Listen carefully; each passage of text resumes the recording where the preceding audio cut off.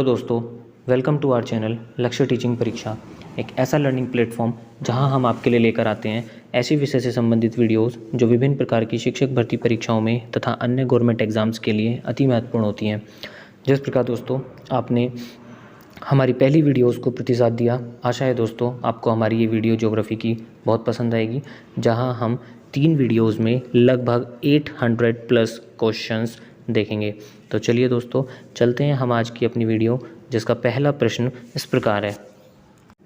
भारत अक्षांशीय दृष्टि से किस गोलार्ध में स्थित है? ऑप्शन ए पूर्वी गोलार्ध, ऑप्शन बी दक्षिणी गोलार्ध, ऑप्शन सी पश्चिमी गोलार्ध या ऑप्शन डी उत्तरी गोलार्ध। इस प्रश्न को समझने के लिए चलिए दोस्तों एक बार हम मैप पर ध्यान देते हैं।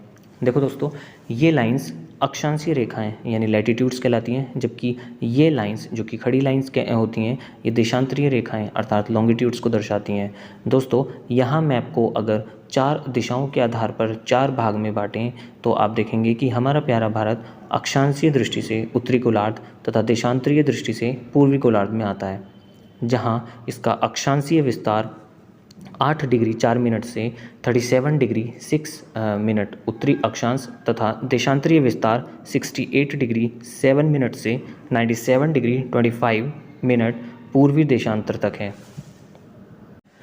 आपका अगला प्रश्न है दोस्तों, भारत का अक्षांशीय विस्तार कितना है? तो देखिए दोस्तों, इससे पहले हमने केवल भारत का अक्षांशीय स्थिति देखी थी, जिसमें हमने देखा कि अक्षांशीय दृष्टि से भारत उत्तरी गोलार्ध में तथा देशांतरीय दृष्टि से भारत पूर्वी गोलार्ध में स्थित है। लेकिन इसका अक्षांशीय विस्तार तथा देशांतरीय विस्तार देखने के लिए एक बार दोबारा दोस्तों हम मैप को देखेंगे, जहाँ हम देखेंगे कि भारत की मुख्य भूमि का सबसे दक्षिणतम जो अक्षांशीय विस्तार है वो 8 डिग्री 4 मिनट से 37 डिग्री 6 मिनट उत्तरी अक्षांश तक, जबकि इसका देशांतरीय विस्तार 68 डिग्री 7 मिनट से लेकर 97 डिग्री 25 मिनट पूर्वी देशांतर तक फैला हुआ है। तो आई होप दोस्तों अब आपको ये चीज़ क्लियर हो गई होगी कि भारत का अक्षांशीय दृष्टि से किस गोलार्ध में है, 8 डिग्री 4 मिनट उत्तरी अक्षांश से 37 डिग्री 6 मिनट उत्तरी अक्षांश तक। साथ ही दोस्तों आपको ये प्रश्न भी क्लियर हो गया कि भारत का देशांतरीय विस्तार कितना है, 68 डिग्री 7 मिनट पूर्वी देशांतर से 97 डिग्री 25 मिनट पूर्वी देशांतर तक। ठीक है दोस्तों, अगला प्रश्न जो कई बार एग्जाम में पूछा गया कि भारत का क्षेत्रफल कितना है। दोस्तों यहाँ आप देखेंगे कि भारत का क्षेत्रफल 3287,263 वर्ग किलोमीटर, यानी आप कह सकते हैं 32,87,263 वर्ग किलोमीटर का भारत का क्षेत्रफल है। देखिए दोस्तों, अगला सबसे महत्वपूर्ण प्रश्न कि भारत का क्षेत्रफल संपूर्ण विश्व के क्षेत्रफल का कितने प्रतिशत है। तो देखिए दोस्तों, आप देखेंगे कि हमारा भारत अकेला संपूर्ण विश्व के क्षेत्रफल का 2.4% कवर करता है। अतः भारत का क्षेत्रफल संपूर्ण विश्व के क्षेत्रफल का 2.4% है। देखिए दोस्तों, अगर आपको हमारी ये मेहनत पसंद आ रही है तथा भविष्य में भी आप इसी प्रकार के अलग अलग इंपॉर्टेंट वीडियोस चाहते हैं तो दोस्तों हमारे चैनल को सब्सक्राइब करें तथा वीडियो को लाइक करें, जिससे हमें भविष्य में और अधिक मेहनत करने के लिए मोटिवेशन मिलती है। तो चलिए दोस्तों इसी के साथ चलते हैं हम अपने प्रश्न पर, जो इस प्रकार है। देखिए दोस्तों, अगला सबसे महत्वपूर्ण प्रश्न है कि क्षेत्रफल के हिसाब से भारत का विश्व में कौन सा स्थान है, दूसरा, तीसरा, 5वां या 7वां। तो दोस्तों आप जानते हैं भारत का विश्व में 7वां स्थान है। तो इससे पहले 6 देश कौन से हैं दोस्तों जो भारत से पहले क्षेत्रफल की दृष्टि से आते हैं। तो देखिए दोस्तों, ये वो 6 देश हैं जो भारत से पहले आते हैं। सबसे पहले नंबर पे है रशिया, सेकंड नंबर पे है कनाडा, तीसरे नंबर पे है ब्राज़ील, चौथे पे उत्तरी अमेरिका, 5वें पे दक्षिणी अमेरिका, छठे पे ऑस्ट्रेलिया और 7वें पे दोस्तों हमारा भारत। अगला सबसे महत्वपूर्ण प्रश्न देखेंगे दोस्तों कि जनसंख्या की दृष्टि से भारत का विश्व में कौन सा स्थान है।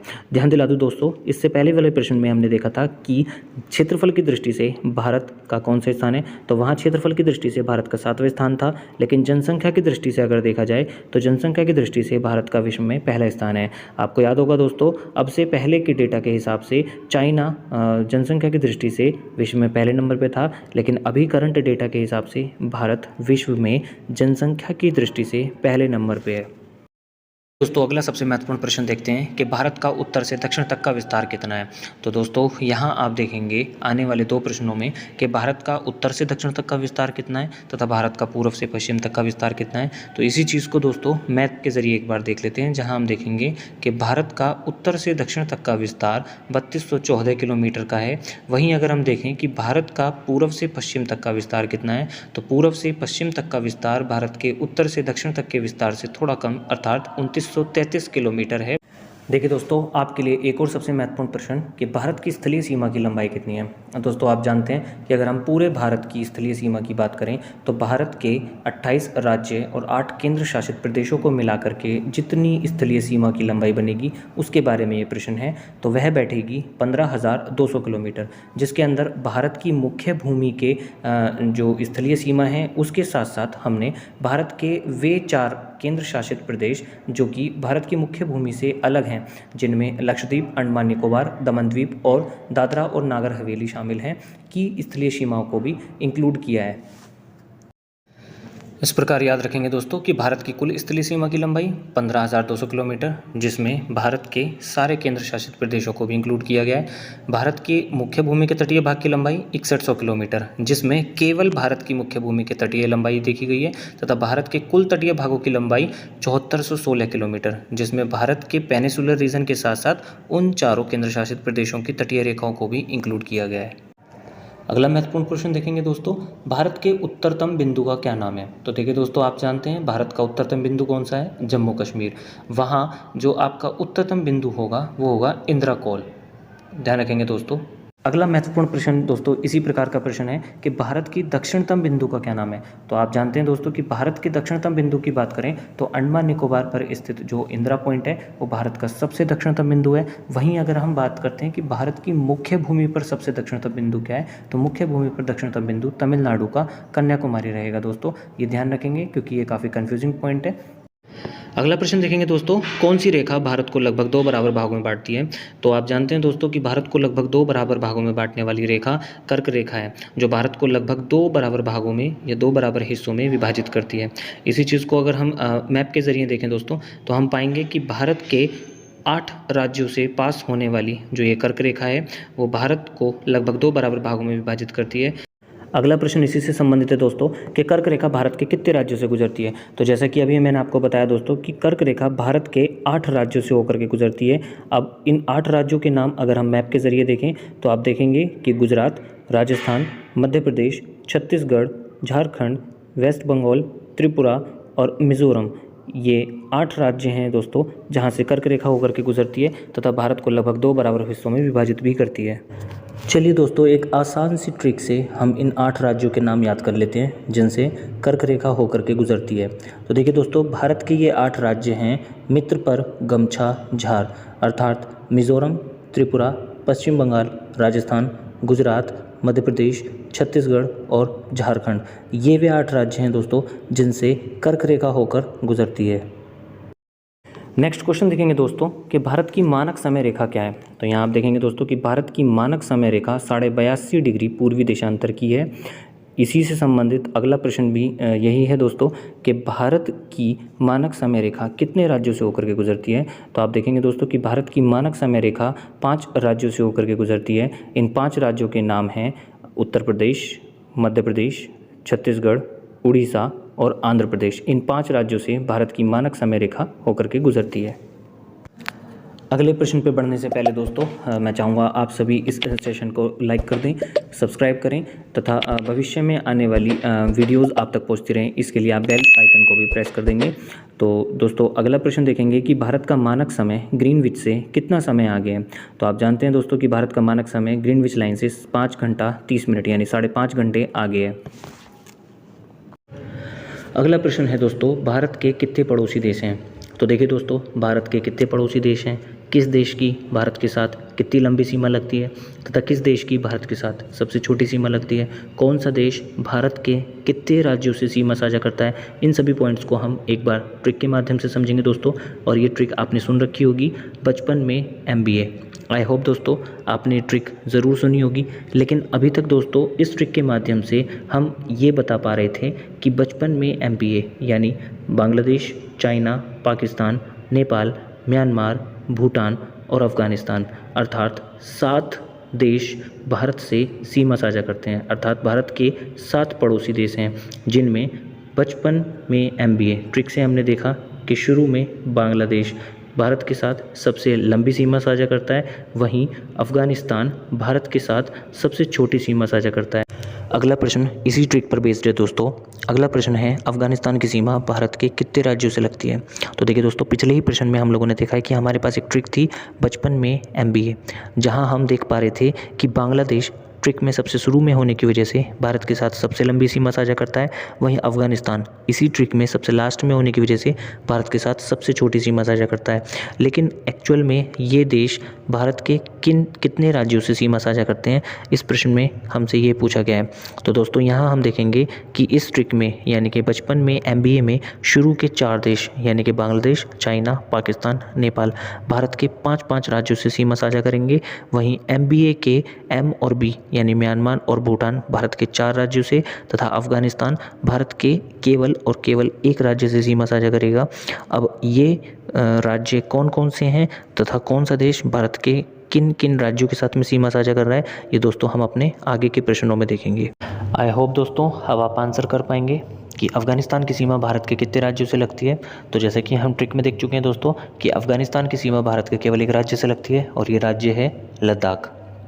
वहीं अगला प्रश्न है दोस्तों कि बांग्लादेश भारत के कितने राज्यों के साथ सीमा साझा करता है। तो ट्रिक के हिसाब से बांग्लादेश भारत के 5 राज्यों से सीमा साझा करता है। अब ये 5 राज्य कौन कौन से हैं दोस्तों? पश्चिम बंगाल, मेघालय, त्रिपुरा, असम और मेघालय। वहीं दोस्तों अगला प्रश्न है कि चीन भारत के कितने राज्यों से सीमा साझा करता है। तो ये हम देख चुके हैं दोस्तों, 5 राज्यों से सीमा साझा करता है, लद्दाख, हिमाचल प्रदेश, उत्तराखंड, सिक्किम और अरुणाचल प्रदेश। अगला दोस्तों प्रश्न देखेंगे कि पाकिस्तान की सीमा भारत के कितने राज्यों से लगती है। तो हम देख चुके हैं दोस्तों 5 राज्यों से लगती है। अब ये 5 राज्य कौन से हैं?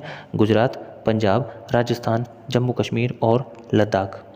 वहीं दोस्तों नेपाल भारत के कितने राज्यों से सीमा साझा करता है। तो हमने देखा था कि नेपाल भारत के 5 राज्यों से सीमा साझा करता है। ये 5 राज्य कौन से हैं दोस्तों? उत्तराखंड, उत्तर प्रदेश, बिहार, पश्चिम बंगाल, सिक्किम। दोस्तों ये सभी के सभी राज्य आपको नोट करने होंगे और आपको याद करने होंगे।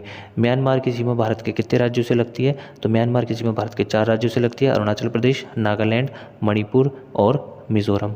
वहीं दोस्तों भूटान के साथ भारत के 4 ही राज्य हैं जो सीमा साझा करते हैं। अब ये 4 राज्य कौन से हैं दोस्तों? तो ये 4 राज्य हैं सिक्किम, पश्चिम बंगाल, असम, अरुणाचल प्रदेश।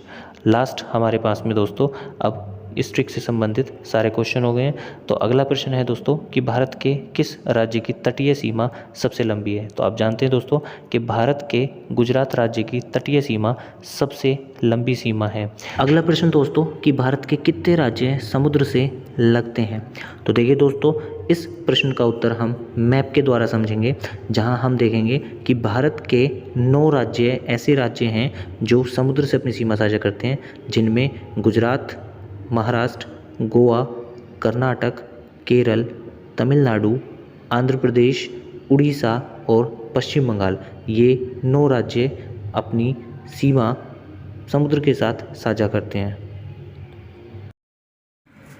अगला प्रश्न देखेंगे दोस्तों, भारत / विश्व का सबसे बड़ा डेल्टा कौन सा है। तो हम देखेंगे दोस्तों कि भारत के पश्चिम बंगाल राज्य में स्थित सुंदरवन डेल्टा भारत या यूं कहें कि विश्व का सबसे बड़ा डेल्टा है। अगला प्रश्न देखेंगे दोस्तों कि भारत का सबसे बड़ा जिला कौन सा है। देखिए दोस्तों अक्सर गवर्नमेंट एग्जाम्स में पूछे जाने वाला प्रश्न है कि भारत का सबसे बड़ा जिला कौन सा है या भारत का सबसे छोटा जिला कौन सा है। तो यहाँ आपसे पूछा गया है कि भारत का सबसे बड़ा जिला कौन सा है, जिसका जवाब होगा कच्छ। वहीं अगर आपसे पूछा जाए कि भारत का सबसे छोटा जिला कौन सा है, तो आप जानते हैं दोस्तों कि भारत के केंद्र शासित प्रदेश पुडुचेरी का माहे सबसे छोटा जिला है। फिर दोस्तों हमारी इस 800 प्लस प्रश्नों की श्रृंखला को हम 3 वीडियोस में कंप्लीट करेंगे दोस्तों, जहां हम टॉपिक वाइज चीज़ों को डिस्कस कर रहे हैं। आगे की वीडियोस में हम नदियों, पहाड़ों, दर्रों आदि से संबंधित इम्पोर्टेंट टॉपिक्स को कवर करेंगे। अब तक डिस्कस करे गए सभी प्रकार के प्रश्न किसी न किसी एग्ज़ाम में ज़रूर पूछे गए हैं दोस्तों, अतः सभी प्रकार के प्रश्न हमें पढ़ने अनिवार्य हैं दोस्तों, नेसेसरी हैं। तो दोस्तों इस सीरीज़ को अगर आप एंजॉय कर रहे हैं तो हमारे चैनल को सब्सक्राइब कर लें, ताकि हमारी पिछली वीडियोस के साथ साथ आगामी वीडियोस का भी आपको लाभ मिल सके। तो चलिए दोस्तों, चलते हैं हम अपने आगे के महत्वपूर्ण प्रश्नों पर। अगला प्रश्न है दोस्तों कि भारत में कितने राज्य तथा कितने केंद्र शासित प्रदेश हैं। तो आप जानते हैं दोस्तों, भारत में 28 राज्य और 8 केंद्र शासित प्रदेश हैं। नेक्स्ट प्रश्न देखेंगे दोस्तों, जो अलग अलग तरह से एग्ज़ाम में पूछा जाता है। जैसे कि पहला प्रश्न है, क्षेत्रफल की दृष्टि से भारत का सबसे बड़ा राज्य कौन सा है। क्षेत्रफल की दृष्टि से भारत का सबसे छोटा राज्य कौन सा है। क्षेत्रफल की दृष्टि से भारत का सबसे बड़ा केंद्र शासित प्रदेश कौन सा है, तथा क्षेत्रफल की दृष्टि से भारत का सबसे छोटा केंद्र शासित प्रदेश कौन सा है। तो देखिए दोस्तों, जैसे कि हम पीछे देख ही चुके हैं कि भारत के टोटल 28 राज्य हैं। अब इन 28 राज्यों में कौन सा सबसे बड़ा है, इसका जवाब हमें देना है, और कौन सा सबसे छोटा है, इसका जवाब हमें देना है। वहीं हमने देखा है कि भारत के 8 केंद्र शासित प्रदेश हैं। इन 8 केंद्र शासित प्रदेशों में से कौन सा केंद्र शासित प्रदेश सबसे बड़ा है तथा कौन सा केंद्र शासित प्रदेश सबसे छोटा है, इस विषय में ये प्रश्न है दोस्तों। तो चलिए दोस्तों, देखते हैं इसके आंसर को। जहाँ क्षेत्रफल की दृष्टि से भारत का सबसे बड़ा राज्य राजस्थान है, तथा क्षेत्रफल की दृष्टि से भारत का सबसे छोटा राज्य गोवा है। वहीं अगर हम देखें दोस्तों कि क्षेत्रफल की दृष्टि से सबसे बड़ा केंद्र शासित प्रदेश जो होगा हमारा लद्दाख, तथा क्षेत्रफल की दृष्टि से सबसे छोटा केंद्र शासित प्रदेश होगा लक्षद्वीप। अगला प्रश्न है दोस्तों कि जनसंख्या की दृष्टि से भारत का सबसे बड़ा राज्य कौन सा है तथा जनसंख्या की दृष्टि से भारत का सबसे छोटा राज्य कौन सा है। देखिए दोस्तों, भारत के राज्य का क्षेत्रफल में बड़ा होना, इसका ये मतलब बिल्कुल नहीं है कि वहाँ जनसंख्या भी ज़्यादा निवास करती होगी। एग्जाम्पल के तौर पे भारत का क्षेत्रफल की दृष्टि से सबसे बड़ा राज्य राजस्थान है, लेकिन वहीं जनसंख्या की दृष्टि से सबसे बड़ा राज्य उत्तर प्रदेश है। तो दोस्तों इसी कॉन्सेप्ट पे ये प्रश्न है, जहां हमें बताना है कि जनसंख्या की दृष्टि से सबसे बड़ा राज्य उत्तर प्रदेश तथा जनसंख्या की दृष्टि से सबसे छोटा राज्य सिक्किम है। अगला प्रश्न देखेंगे दोस्तों, भारत का सबसे बड़ा पठार कौन सा है। तो देखिए दोस्तों, भारत का सबसे बड़ा पठार है दक्कन का पठार। इसी की तरह एक अगला प्रश्न है दोस्तों कि भारत का सबसे ऊंचा पठार कौन सा है। तो देखिए दोस्तों, पिछले प्रश्न में हमने देखा कि भारत का सबसे बड़ा पठार कौन सा है, तो वो दक्कन का पठार था। लेकिन भारत का सबसे ऊंचा पठार अगर पूछा जाए तो वो लद्दाख का पठार होगा। अगला प्रश्न देखेंगे दोस्तों कि भारत की सबसे लंबी नदी कौन सी है। तो आई होप इसका तो सभी जवाब जानते होंगे दोस्तों कि भारत की सबसे लंबी नदी गंगा नदी है, जिसकी लंबाई 2525 किलोमीटर की है। अगला प्रश्न देखेंगे दोस्तों कि दक्षिण की गंगा किस नदी को कहा जाता है। तो देखिए दोस्तों, एग्जामिनर द्वारा ये प्रश्न पूछने का अभिप्राय ये है कि जिस तरीके से उत्तर साइड में भारत में सबसे लंबी नदी गंगा नदी है, उसी तरह दक्षिण में सबसे लंबी नदी कौन सी है। तो दक्षिण की सारी नदियों में सबसे लंबी नदी गोदावरी नदी होने की वजह से दक्षिण की गंगा गोदावरी नदी को कहा जाता है।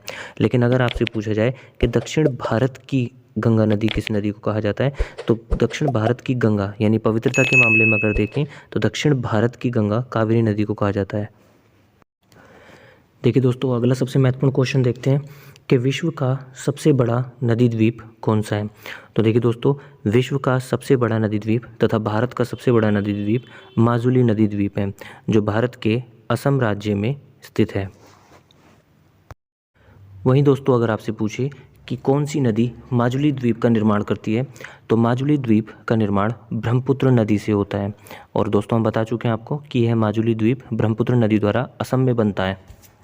एग्जाम के पॉइंट ऑफ व्यू से अगला सबसे महत्वपूर्ण प्रश्न दोस्तों कि किस नदी को बिहार का शोक कहा जाता है।